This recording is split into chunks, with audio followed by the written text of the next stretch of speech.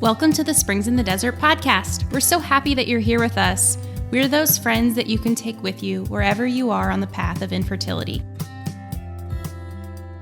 Welcome back to the Springs in the Desert podcast. I'm Jillian, your host today, and I have two very special guests today, our founding mamas, Ann and Kimberly. How are you, Ann? Doing great. So glad to be with both of you today. Yes, and how are you, Kimberly? Good. It's a thrill to actually get to be on this podcast with both of you. Yes, I know that both of you are so busy, and we're going to talk about that today a little bit, about the ways that the Lord has called you to a unique fruitfulness and how that has really unfolded in your life.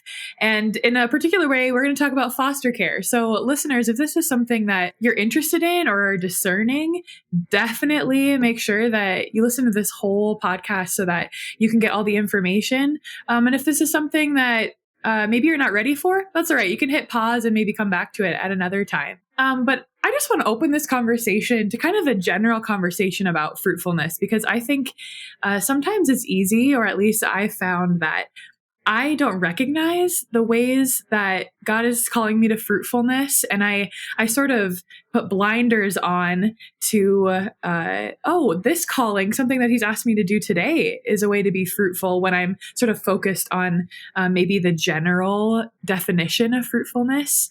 And so I want to talk a little bit about springs in the desert and springs of love and how those really have been callings to fruitfulness. So Ann, would you just kind of tell us about maybe some tangible examples of how you are able to give life in springs in the desert?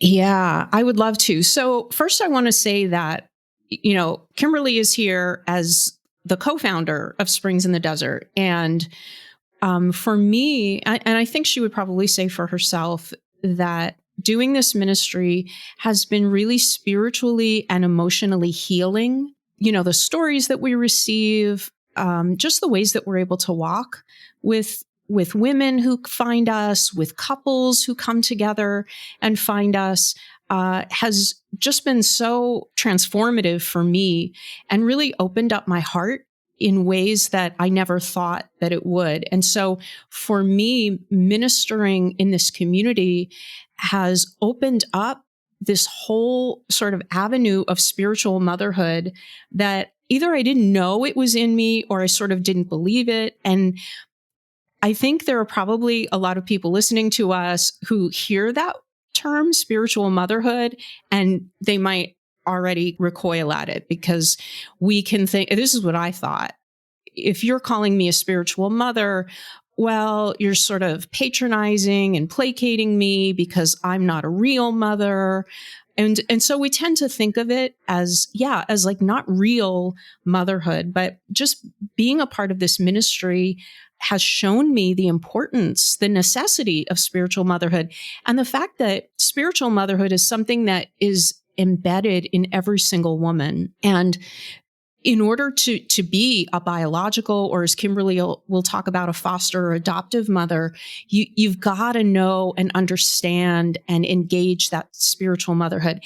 And while she is sitting here on the podcast, I just want to acknowledge Kimberly. When we started Springs in the Desert, I was not fully healed, or I even think partially healed. We started this ministry, and doing Springs in the Desert had been such an avenue of healing for me that I didn't realize I even needed. I kind of thought, well, okay, I've been at this for a long time. Now we're going to jump into this ministry and I'll start helping people. But Kimberly was a real spiritual mother to me in us starting this ministry, because I remember when she said to me, Ann, have you grieved your infertility? And I was kind of like, well, what are you talking about? Like, what do you mean? Like, we started a ministry, didn't we? She really sort of called me to examine that. And Kimberly really sort of brought me along into that healing that I needed, a healing that's ongoing. And so Kimberly was a real spiritual mother to me in that way. And so I just want to say that we shouldn't be afraid of that term. We shouldn't look at it as a kind of less than. It's a way of real and essential and important fruitfulness. And I also want to say that doing this ministry enriches my marriage. It brings out real fruit in my marriage because I appreciate my husband more. He is generous in, I'm going to use the word allowing me to do this ministry. It's not like I need his permission, but he gives me the space to do it and he encourages me in it. And I see my husband's spiritual fatherhood in ways that I think I would not have seen or noticed before, just in how he calls us to take care of our extended family or just to do more in our parish or just to do little things. I wrote this on Facebook the other day that my husband is the card king. If it's a birthday, if it's Christmas, Easter, a baptism, a graduation, he's the one who gets the card. He wants to make sure it goes out on time. Oh, they're going to get it a day late. And it's like this big, thing. And I'm like, they get it a day or two late. So what? But he's like, no, we have to acknowledge them. And so I don't know if I would have recognized that as a real spiritual fatherhood in my husband, if not for this ministry. So I want to encourage everyone who is listening, wherever your path takes you, your marriage is so fruitful right now in ways that you might not even realize, or you just think, no, that's just being good people. But that fruitfulness is right there. And this world needs that fruitfulness. And this is Kimberly. Can I just jump in for a moment? Because I just want to say that, what you said, Ann, is so beautiful. And I just want to acknowledge how much of a spiritual mama you are to this whole community. I'm always like, Mama Ann. She is looking out for the needs of those. She's the first one, with the prayer. We need to pray for this person. We need to pray for that person. And this person's going through this and this person's, and she's like keeping track of all the people who are just hurting and asking for prayers. And she's finding ways to new ways to accompany, always looking how can we better accompany? And, just the fact that you're starting this Wednesday group, which is so exciting, where people can just call in, women can just call in and become a part of this prayer community. And, there's no signups or commitments, just drop by and be loved, be loved. And that's, I just want to acknowledge that was so important, for you, because I feel like that whole spiritual motherhood, which is absolutely must be the foundation of any other motherhood, any biological, adoptive, any kind of fruitfulness, you must have a grasp of that spiritual motherhood, which is seeing the person and taking in their needs, seeing their needs and wanting to, be with them in that suffering and in that joy and just being with, right? And anyway, I just want to acknowledge, I think Ann does that so beautifully. I love that. That's a beautiful definition. I love that. We ought to write that down and put that somewhere.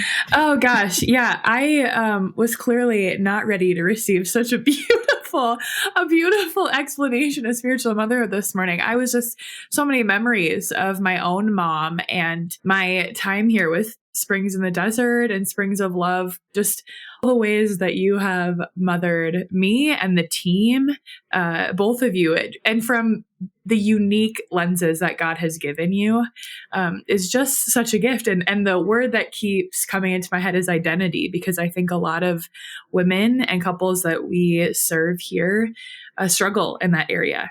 They're trying to grasp who am I? Who am I in this cross while I'm carrying it? And that the Lord is very clear about who we are. Sometimes we have to quiet the voices, but he will speak through it and he will say the truth about who we are and what he's calling us to. And so I really appreciate that. Not only, Ann, are you sharing about your spiritual motherhood in Springs in the Desert, but that you've been able to see fruit outside of all your work with Springs in the Desert in your own marriage. And I think that is such a gift, and it makes me want to now go and kind of reflect on the last few weeks with my husband and all the ways that he has been a spiritual father, because I know that he has. And so now my gears are turning and I got to write that on my list to do. Yeah. So thank you for that. And I think, Kimberly, I'm so appreciative that just both of you acknowledge how each of you have mothered each other and the community together, and with your own hearts. And I kind of want to hear from you, Kimberly, about Springs of Love. We've talked a little bit about it in the community, but really this podcast is kind of the first time that we can talk about this sort of unique new apostolate that you have begun. That is, I would say, a fruit, right? It's spiritual motherhood in a very unique way. So can you just tell us a little bit about where Springs of Love, kind of why foster care and adoption is near to your heart, and where this kind of came from? Sure. Yeah. So my husband and I we were going through our journey in infertility, and we were older. It was unlikely that we were going to be able to have children biologically. And, I just got to the place where I was like, I feel really called to have children in my home. And so I wanted to explore the different paths. And so we started down the route of looking into private adoption, and we're just completely overwhelmed at the cost. And also, I don't know, for me, it was hard because it's like you have to sell yourself. You're like creating the pictures, and you feel almost like you're in competition with other families for these children. And I didn't like that. So, we began kind of looking at another path. And so I didn't know much about foster care. So that was a little scary. So I told my husband, why don't we just, take some of the classes? Let's just go and start learning about it and see if this might be a path that God is calling us to. So, at first he was kind of reluctant, but, I found this like 2-week, my husband had some time off work, and I found this like 2-week intensive course where we could just go like all day, for 2 weeks and get certified. It was amazing because there's a lot of hours you had to take. So we just went.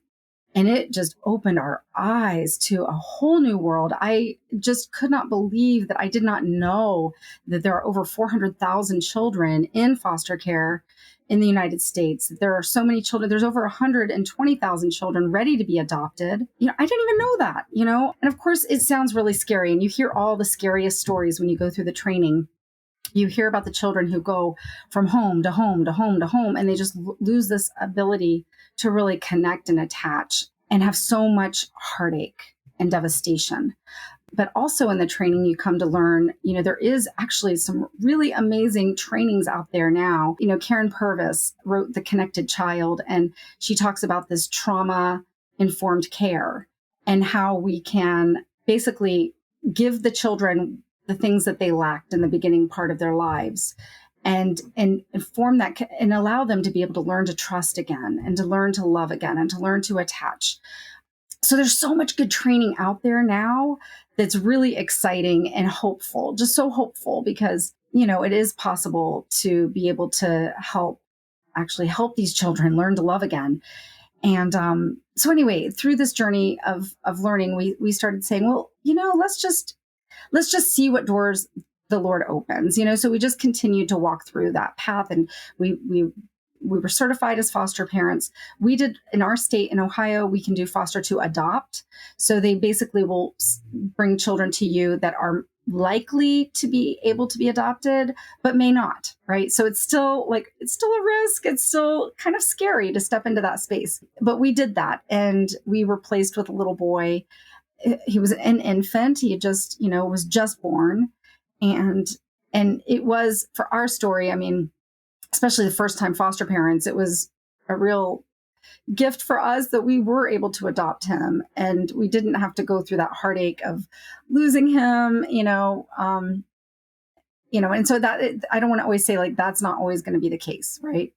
So we ended up fostering and adopting our first son, and then we found out about our twin girls, who it was actually a private situation. Some friends, were getting custody, and they needed to find an adoptive home. And I was like, oh my gosh, like we'll take them, So then we suddenly had 3 babies who were 5 months apart, which was crazy, completely crazy. And then when they were 4 years old, we fostered again. And at this point, we were kind of open, just like, okay, we knew clearly God had brought this child to our family, and we didn't know the outcome. And we were more peaceful about, just walking that path day by day by day and just loving him, but also pouring into the life of his birth mother and trying to really help her and praying for her and really encouraging her and trying to help her get better. But we were in the end able to adopt our son, which, like I said, it's hard because, right, it's like this great joy for us, but we know that it's a great heartache for his birth mother and birth father. And so, it's something that this is the tension of fostering and adopting, is like, you have this beautiful joy of a child coming into your family, but also this great loss on the other side. So you have to kind of, learn to navigate that. So I don't know, do you want me to continue, or do you want me to? I want to comment just on your story there, because I think we're going to talk a little bit about this in a few moments, but I think that was a beautiful explanation of discernment right there. This kind of the steps, that you have to, in any good discernment, like discerning to be married to someone, or discerning religious life, or just discerning a job or a choice. You have to take one step at a time. And I really love that is what you and your husband did, that you were able to say, okay, we're thinking about this, and allow that to sort of percolate. And okay, now we've thought about it, and now we need to learn about it. And now and that's all. You just have to, it's very simply one step at a time. I know I'm the type of person who kind of has the snowball effect, where I think of one thing and then all of a sudden it's down the hill and it seems much too large, and I freeze. I can't do it. So I just love that, I think for our listeners, if you are, trying to figure out if foster care is something that you're called to, I would say just reverse this podcast, go back a little bit and just listen to that again. And I think without Kimberly saying step 1, step 2, step 3, I think you really did lay out, these are some really good paths to follow. And although now you have a beautiful family with littles running around, you didn't get them all at one time, right? It was one decision at a time, one discernment, prayerful exception at a time. So I really I just want to encourage listeners that not to go to my knee-jerk reaction and allow the snowball to run down the hill, and just take one step at a time. But I do want to hear more about how Springs of Love came from that, from this calling that your family had, and what is Springs of Love, and what are some projects you're excited about right now?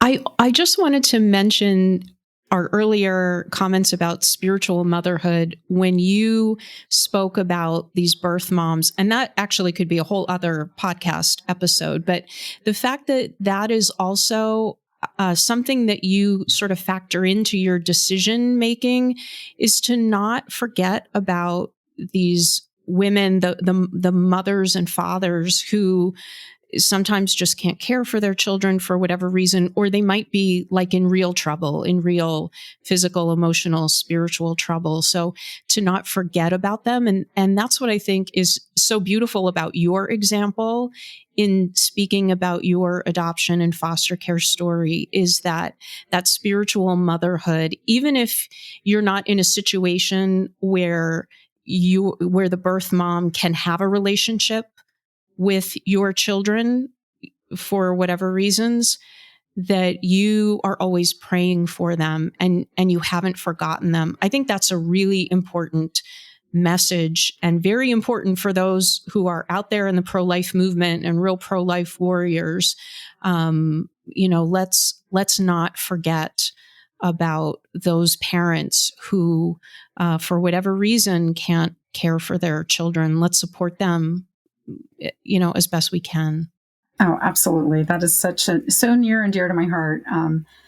It's funny because when we first adopted, I felt almost like there was almost like a little bit of a competition sense, just like, well, I can provide a better home for this child, and, kind of comparing myself. And, it was a real education to come to the place of realizing, reunification is really the goal of foster care. And that is a hard pill to swallow, because you're like, but my home, I mean, we have my husband and we're married and we have stability and home, and education and like resources. And you start, if you just like compare them side by side, you're like, well, the child would obviously been much better with us. But that is not the way we should be looking at this. Like if a mother and her, if the father is well, but a lot of times it's a single mom, but if they're able to raise their child, they have the right to do that, and foster care really at its best is, having the children come live in another home in a safe place so they can heal up from the challenges and trauma and the trauma of being separated from their parents, right? So that the parents can have a chance to go to rehab, to do the work they need to do to get healthy, to provide stability so that so the children can come back to them. And that is beautiful. And I just have to say, oh my goodness, the more I get into this work, the more I am finding so many beautiful examples of lovely Catholics, getting into fostering, really a lot of times with the goal to adopt, but then finding that they end up having a relationship with the birth family. And then the birth family ends up getting healthy and able to take those children back. And then they continue to have a relationship with the children and now with the birth family and supporting them and encouraging them. And I mean, it just is so inspiring to me. And so this kind of leads into one of these projects that you asked, Jillian, like what I'm most excited about. And it has to be the Springs of Love video series. And, it was just so the Holy Spirit that we even started this. But I just was like, I feel like stories are what really help people to be able to think more about fostering and adopting. When you don't really know anybody who's done it, then it's hard to really kind of imagine what it would be like to do so. So we have this amazing videographer, Ben Cruz, who's amazing, and came to our home and he filmed our family story. I met this wonderful woman in Columbus, and she and her husband fostered, and then they didn't intend to adopt, but they ended up adopting, because that does often happen, that the child is eligible to be adopted. And so they adopted, and they continue to foster. And then we did a story of Tori Hope Peterson, who was a woman who was in foster care as a child and ended up aging out of the system.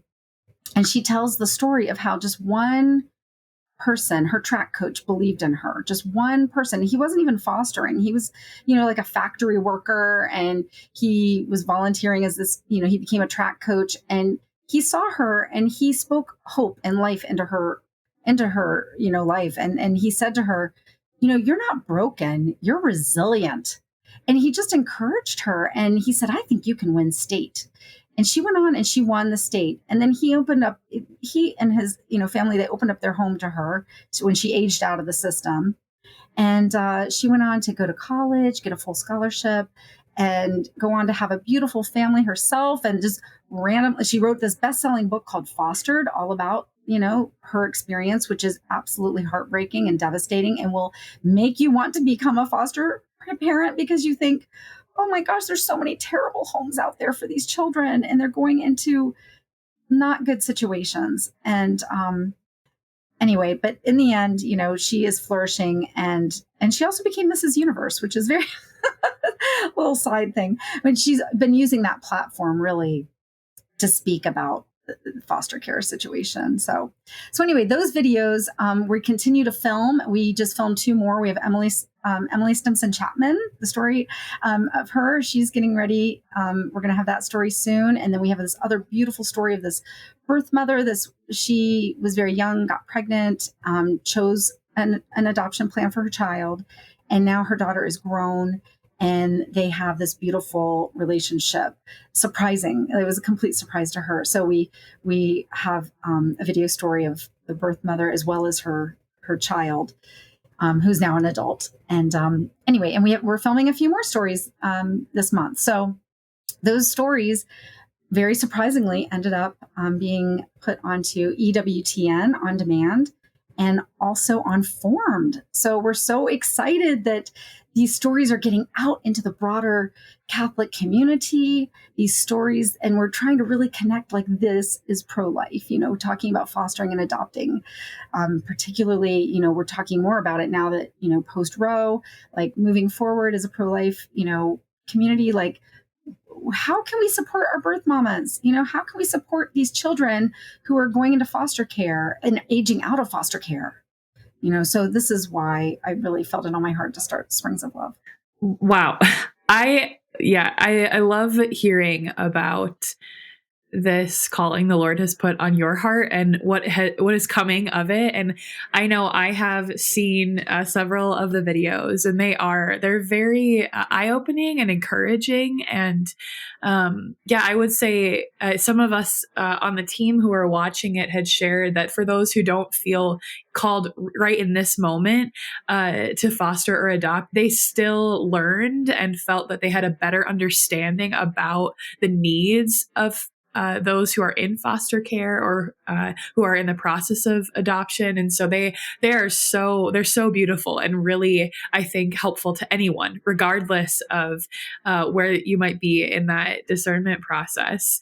And Kimberly, I would like to dive a little bit further into foster care specifically. And if there are maybe, I'm sure there are so many, we could probably have a whole series about foster care and adoption, kind of FAQ. But I think, what are some, maybe some one or two like frequently asked questions about foster care that maybe you could kind of shed light on, or what are different ways people can get involved in foster care? And maybe it's that one step, at a time. If they're not quite ready to commit to having a child in their home for a long period of time, are there other options, or what are some of kind of those maybe first asked questions that are part of foster care? The first thing I would say is looking into foster care after struggling with infertility is really scary. And this is why I think it's so beautiful that we have these two sister ministries. So we have Springs in the Desert, and then we also have Springs of Love. I think I think it's really important for a couple to avail themselves to the resources in Springs in the Desert and look at that infertility and grieve that infertility. It is a real loss. And fostering is not, it's not the same. It's not the same. And you can't just look at it like, okay, I can't have a baby this way, so I'm just going to get a baby another way. It's a totally different thing. And fostering, it's hard. And I mean, it's very hard to approach it with that mentality of, okay, well, this is offering temporary care to a child.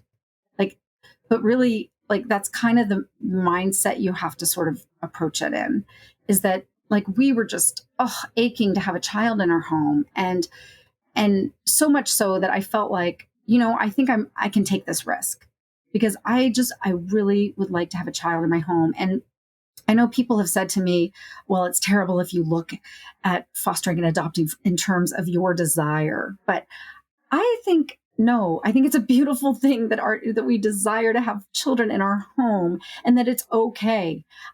It's okay for us to desire children. And so we go into fostering and adopting because our desire to have children in our home.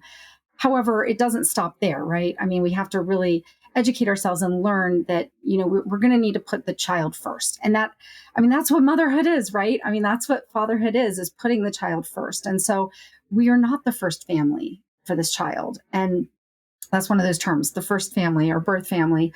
We're not. And if it's, like I said before, if it's safe and, if it's going to be, healthy and safe for that child to go home, then that's what needs to happen. And so again, approaching it sort of in that, okay, we're going to we're taking care of this child, but who knows, right? I mean, I have so many friends and know so many people who do foster with the expectation that it's just going to be temporary, and then that child becomes eligible to be adopted. And so, what a beautiful and exciting twist, to be able to get to adopt that child, but, to kind of enter into it we would like a home, to provide a home for a child who is hurting, who is in need. And with that, there is ways to kind of baby step it. So you can become a respite family. You can just say, we will go through the training, and then we can receive children just on a respite basis. So a foster family, a lot of times, if they're traveling or if they have other children, and maybe the care of these children in foster care, or maybe it's really challenging and they need a little break. Maybe they need time to bond with their other children, or they need time to maybe go away as a couple together and reconnect because they're starting to lose that connection. A couple could come and offer respite care. So they just get the children for a weekend or maybe a week. And that's a beautiful way to just get to actually explore, right? So you can have, infants in your home or older children or a sibling group, and you can sort of try it on and say, maybe we could be open to fostering older children. Like, maybe we could, because I think it is scary, right? The unknown is scary. So this is a way to sort of start, dipping your toe into, foster care. So, and then one of the other, I think, when you asked about the questions, a big question that I got was, so do you kind of protect your heart when you're fostering? Do you guard your heart? And, these children need to be attached. Attachment is so important. And even if you're not their final destination, if you're not their final family, they need to attach to you. They need to know that somebody loves them completely and is willing to give them that unconditional love and acceptance. And we just have to trust that God is going to heal our hearts, So no, you give everything. You do not hold back. These children need that. They need you to attach with them. And, people were surprised at that. They're surprised at that response, but that's, that's what the children need. And so you give them everything. And then if they go back, that is a devastation. And I've heard people say that it's like a grief kind of similar to the death of a child, so it's a grief, right? It's a grief. And that's why it's so important, to go and deal with your infertility grief first before getting into fostering, because if you still have a lot of grief there, and then you have to deal with the additional grief of the child leaving, that can really be devastating. But I've also heard families who say, these children went back home and there was a grieving process, but then they were able to reconnect with the family. And it is different, right? It's different. But I know this family right now, they're now having overnight visits with these children that had stayed with them for almost 2 years. And they're like really, it's like they are having an ongoing, very close relationship with these children. And so, so you don't know, right? You don't know. And you don't know also the impact of your yes, the impact that has on those children, that will be with them the rest of their lives. So when we received our first son, and we didn't know, right? We didn't know, is he going to stay with us or not? I loved on him and I held him and I gave him everything he needed from a mama. And I knew that even if he left, that foundation that I had given him, because I could, right? I knew like his birth mother was not able to give to him the way that I could. And I was so grateful that he was with me. He was safe. He was loved. Every cry I responded to. And he's like, wow, when I cry, somebody responds. Like that's how they attach. And that's what they need in order to have that stable, sense of being loved as he grew up. And so that little time that child is with you is giving them this amazing foundation of love in their hearts that will be with them forever. I just want to say one more story. One time I was on the phone with I was talking to a customer service agent for some company. And I said something about, oh, my foster baby, here, we just got him the other day and we're so excited and we love him so much. And he said, well, I was in foster care for a couple of years as a teenager with my sister. He said, our mother was having a lot of problems. And so my sister and I went into foster care for 2 years. And he said, let me just tell you, those 2 years spent living with that family gave us a completely different vision of what our future could be. And when we went back with our mother and things were crazy again, eventually we were 18, we could leave home. And he said, I was able to take that memory of those years with that foster family and create the life that I always dreamed of. I didn't know it was possible. And he's like, now I have a beautiful wife. I have a beautiful family and children. And it was all because of that time with that foster family. I could have gone a totally different direction, but because I had that vision and that love, I was able to create, this beautiful family. And so that was so encouraging to me to know that, love is never wasted, right? The love that we give to these children, even if it's temporary, it's never wasted. It will stay with them, and it's part of transforming them and letting them know that they are important, that they are loved by God, that they have great value, and that they're worth it, right? These kids are worth it. Like, it's going to take people stepping out of their comfort zone and stepping into a really scary situation in order to give these children what they need, because there's so many families, right, that are not Christian, that are not doing it for maybe the right reasons. And we have so much to give.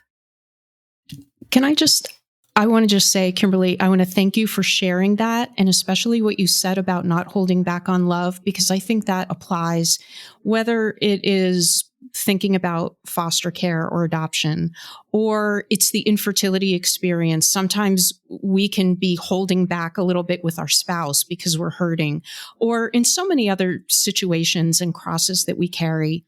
We might think we're protecting our hearts when we hold back, but in the end, we're just missing out on these opportunities to pour ourselves out and to receive so much love. So, I want to thank you for that, and just encourage everyone, wherever you are, whatever your cross, whatever your path, don't hold back on love, because what you receive in the end is just so much greater. I am really encouraged by this conversation. I feel so privileged to be able to jump on the podcast so often, because I just with us three, we have such different crosses that the Lord has given us to carry with him and for him. Yet we're able to see him together through that. And I'm just, it's such a privilege to see that we don't have to compare our crosses, that we can hear about each other's crosses and help carry those crosses and really glean wisdom and understanding from the sharing of this. And so I know, I trust that the Lord is going to really speak into the hearts of many listeners with this. I know that I would like to have another conversation about this, because there's so much to talk about. But just in the last few minutes, Kimberly, I think it would be really great if you would share where people can find you if they are looking for a little bit more support or direction, or maybe what your website has to offer. It would be great to hear about that. Sure. Yeah. So we created this website, springsoflove.org, and we're still developing it. I'm trying to get a lot of things up there, but it's like, I need more laborers. I'm praying for God to send laborers. So this is a way you could help with foster care, but perhaps not jump right into it, as you could, help me with Springs of Love, because I definitely need to put together a team and need some more support here. But we are just now getting ready to put up a whole section on foster care. I'm calling it foster love, because I don't know. I don't like the term foster care. There's just sort of this negative connotation. And, so we're going to be putting that up. We're going to have information about fostering and adopting by state. So there'll be information for each state, and some ways of sort of learning more about it, discerning. We have a Be Not Afraid foster and adoption discernment retreat that people can sign up for. It's free, and it's just all the time. So you can just sign up and watch all these videos that we have from foster and adoptive families. And we're trying to create more support for foster families. So this is one of like very dear to my heart is that it is hard to foster and you really need support. A lot of times, one of the things is you have to do either a weekly or every other week visit with the birth parents. Sometimes these children, if they're older, need therapy or special medical attention. So you can have a lot of extra appointments. And if you have other children as well, like it can really be hard to juggle. So I'm trying to help encourage parishes to create care communities. So a care community to sort of offer wraparound support for a foster family. And so they realize that they're not alone doing this. So that's one of the big things is kind of raising awareness about the need, but then going in to parishes and creating a care community so that a foster family has somebody who's checking up on them each week. How can we pray for you this week? What do you need a crib? When they get a placement, a lot of times this placements are very quick. You get a call. Okay, we have a 4-month-old right now. We need a home for them right now. Can you come get them? And you're like, I need a crib. I need diapers. I need, but if you have this care community, you just send out, like SOS, I need this, and this. And you let the care community go out and like help you get the things that you need.